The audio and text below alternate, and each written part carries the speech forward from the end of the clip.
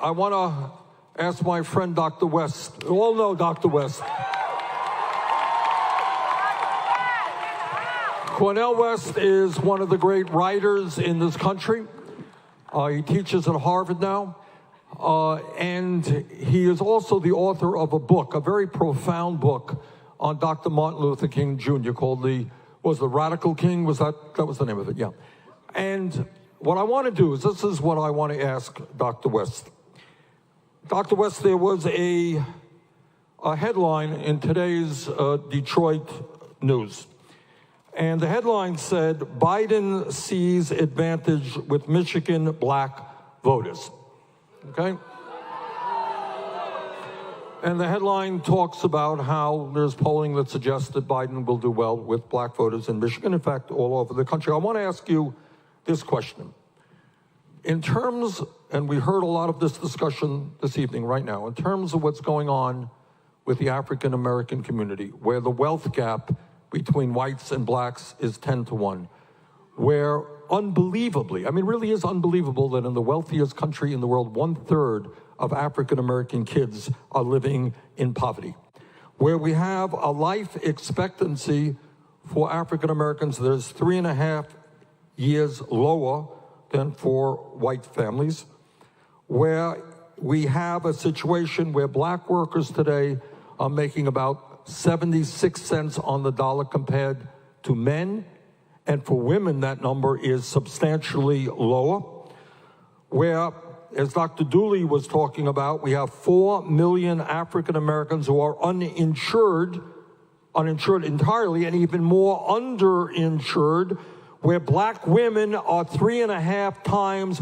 more likely to die from pregnancy than white women, where we have home ownership gap between black Americans and white Americans today is wider than it was in 1900, where we have an education system. Years ago to Detroit, you got school buildings that are crumbling, you got teachers that are leaving, you got young African Americans leaving school very deeply in debt, and others cannot afford to get a higher education. Now, my question to you is Dr. West, do you think that the same old status quo politics, the politics that depends on billionaire campaign funding, the politics that get support from Wall Street and the insurance companies and the drug companies and the fossil fuel industry, which, by the way, is also polluting and destroying black neighborhoods, giving kids asthma at outrageously high rates, all right? Dr. West, do you think, given the reality of the condition of the African-American community right now, that supporting a status quo, same old type of politician is going to address these issues? Oh, appreciate that question, Oh, indeed. You asking that kind of profound question, I got to stand up and straighten my back out. Brother Martin used to say, anytime, every day, people straighten their backs up, you're going somewhere, because folk can't ride your back unless it's bent. And I'm not allowing nobody to ride my back. Not at all. But I love you too.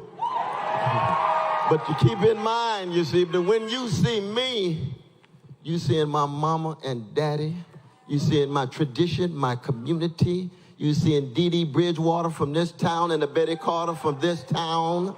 But you're also seeing some Michael Moore in me, because it's just not a skin pigmentation matter.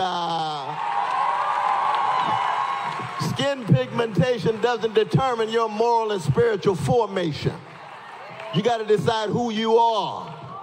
And the reason why I'm with this brother, and I've been with this brother, and I will be with this brother, that's why Brother Danny Glover and I came yesterday and had 11 events in various senior citizen sites. That's why I'm going to be with him all the way through, is because we are experiencing a massive moral and spiritual collapse of integrity, honesty, and decency in the country. And I don't care what color you are, I don't care your gender, I don't care your sexual orientation, it is a moral and spiritual crisis.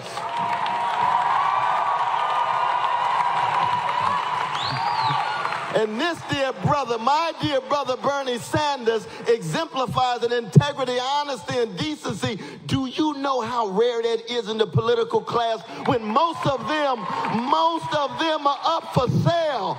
They're up for sale. They tied to big money in all of its various forms. When they ask what are their deepest moral convictions, they got to ask what the latest poll is saying. You don't have to worry about that with this brother. He's never, ever up for sale. That's who he is. That's the kind of brother he is. Let's just be honest about it. That's right. And we're not saying that he's God. We're not saying he's a deity. You know, you say this and the corporate media will say, oh, he got a little cult of personality. It's clear that Brother West has a deep love for Brother Bernie Sanders. Yes, the love is real, but it's brother to brother. We here to be able to keep him accountable as he provides leadership and vision in a moment in which we're about to lose American democracy. We're about to lose it. And you have to ask inside of your own soul, are you going to sacrifice? Or are you going to turn things around on Tuesday? Or are you going to commit your life to something bigger than you? This brother comes out the greatest borough in America, namely Brooklyn.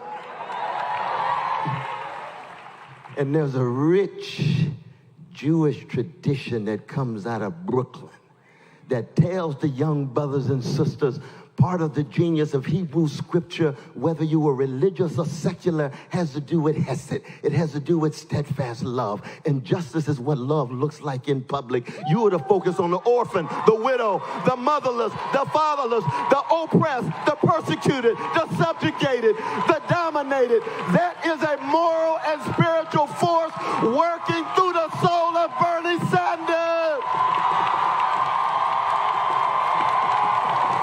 What it is. It's his mama inside of him. It's his daddy inside of him. It is his intellectual and political commitment, and we are at a pivotal moment.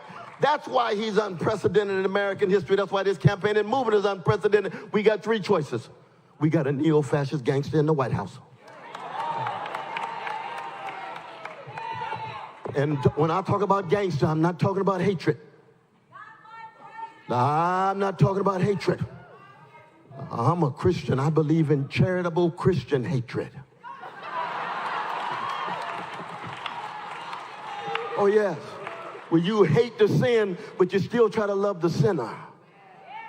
We hate injustice. We hate exploitation. We hate domination, but we can stay in contact with the humanity of others. That's one reason why Brother Bernie is able to stay in contact with the humanity of all of those who disagree with him. You see how he began this thing. That's the kind of brother he is. That's what we love about it. But at the same time, he's on fire against what ought to be hated. Injustice, I don't care what color you are. I don't care what gender you are. If it's wrong, if it's oppressive, you have to take a stand. That's why we got to be part of this campaign and this movement. And let us be very clear in terms of our context as it relates to black people. When I say neo-fascism, I mean the rule of big money and big military with a strong man who will scapegoat the most vulnerable so that we cannot come together and confront the most powerful. A disregard of rule of law, a demonizing of the weak and the vulnerable, the exact opposite of Hesed. But then we've got the second choice, which is a neoliberal centrist.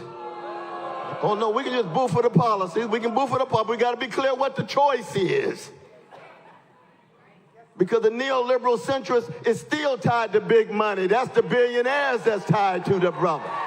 They still tied to big military. That's why he can support the invasion and occupation of Iraq and not just support it, brag about it.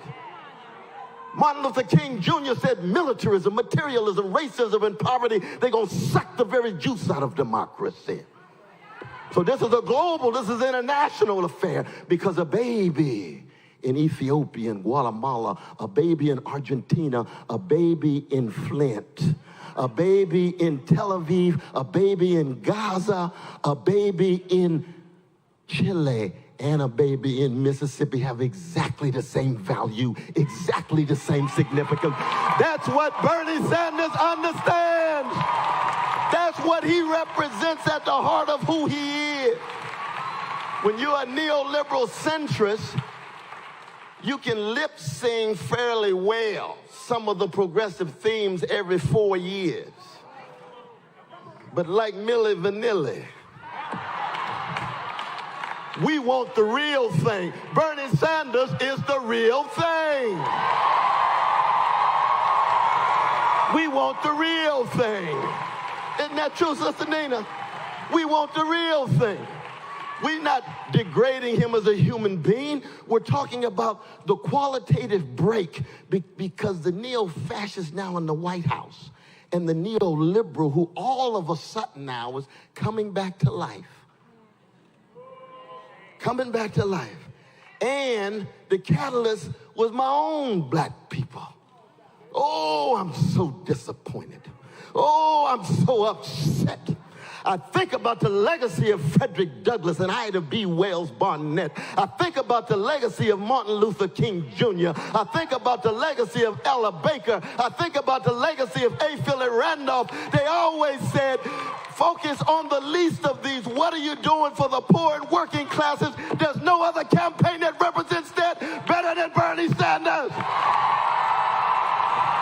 No other one. No other one.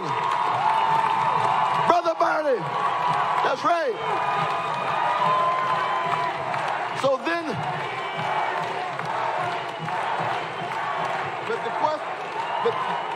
but then the question becomes, why not the third option? And keep in mind, Brother Bernie's running on a progressive neo-populist platform. He and I are democratic socialists. It's not a democratic socialist platform. It's building on FDR. It's building on Martin Luther King Jr., who also was a Democratic, but he's not running on that. So all the lies about socialism and communism, keep track of the moral and spiritual spirit and fire of what Bernie is doing. Don't get caught in the isms. We're talking about the preciousness of poor and working people. But my last point is this. When it comes to the chocolate side of the country. Oh, yes. Oh, yes. No, I got a deep love for my black people. I wouldn't be standing here without black love, without my mom and my daddy in Shiloh Baptist Church and Willie P. Cook, my vacation Bible school teacher. And I say, what has happened that first black leadership itself has become so open to just money and status, rather than bearing witness to a justice that makes them over against the status quo. Black people historically have always been the most progressive community in the history of this nation. 244 years of white supremacist slavery, 100 years of neo-slavery called Jim and Jane Crow. We've been on the cutting edge, but since the 1940s, since 40 years ago, all of a sudden we got a wave of black middle-class folk who think that somehow their access to opportunities is the measure of black progress rather than Precious, Shaniqua, and Jamal on the corner. So they didn't really zero in on the mass incarceration regime. They don't talk about the decrepit school systems in the hood. They don't talk about inadequate housing. They don't talk about not enough jobs with a living wage. They don't talk about the need for Medicare for everybody that's going to disproportionately help black people and brown people and red people. What has happened to our black leadership? Some of them just sold out. Other ones have just given up. And the rest of them, they're so scared. They're so addicted to the familiar. They don't want to step out on the best. They want to settle on the mediocre and the middling. I'm going with the best of America. I'm going with Bernie Sanders.